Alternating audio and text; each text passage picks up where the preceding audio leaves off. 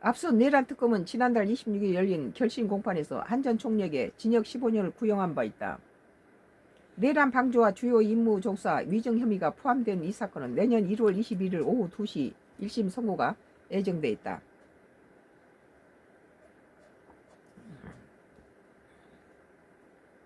당시 특검 측은 피고인의 이 사건 내란 사태를 막을 수 있는 사실상 유일한 사람임에도 국민 전체의 봉사자로서 의무를 저버리고 겸선포 전후 1년의 행위를 통해 내란 범행에 가담했다고 주장했다. 근데 이게 말이 안 된 소리가, 내가 보기에는 12월 3일 날 대통령실에서 한덕수 전 총리를 불러서 계엄을 비상계엄을 하겠다 하니까 이걸 통보받은 거예요.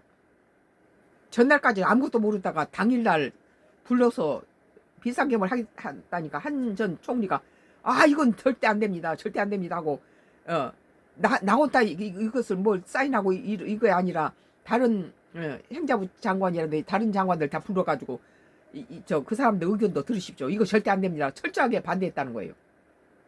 당일날 통보를 받고 절대 안 된다고 했던 사람을 여기에 방조하려면 시간이 필요한데 비상계엄 12월 3일 날 대통령이 이 국회의원들 국민당이 12월 3일 날 알지 못했어요. 12월 3일 날 국무총리가 처음으로 그 말을 들었다고 그러잖아요. 12월 3일 날 당일날 비상계엄이 있은 당일날 통보를 받은 거죠. 같이 무슨 뭐 같이 토론하거나 그런 게 아니라는 거죠. 그런데 15년 선고를 한 거, 이것은 말이 안 된다 소리다. 말이 안 된다.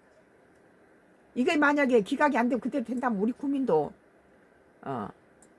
이 민주당에 대해서 다시 이 국가와 국민에 대한 피해가 막대하고 사후 부서를 통해 절차적 하자를 치유해 12.3 비상계엄의 정당성을 확보하려 시도한 점, 허위 공문서 작성 등 사법 방해 성격의 범죄를 추가로 저지른 점, 진술을 번복하는 등 비협조적인 태도와 개정의 정이 없는 점이 양형에 방해돼야 한다고 이야기했다. 나는 한덕수 전 총리는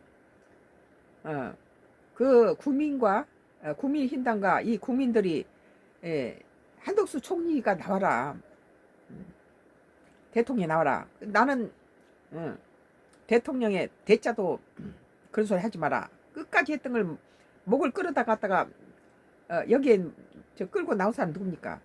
국민의힘당하고 이 국민들이 한덕수를 이 시대에 필요한 사람이다라고 끌어냈는데 결국은 김문수가 지가 사욕을 부려가지고 못 나왔죠.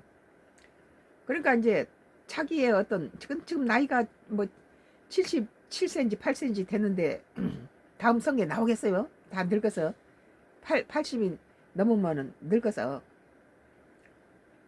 그는 특검팀은 당시 한 전 총리가 집무실 안에서 어떤 얘기를 했는지 들을 것이 없느냐는 질의에 만류하시는 듯한 취지로 욕구를 갖추셔야 합니다 하며 만류하시는 상황이었다고 답했다.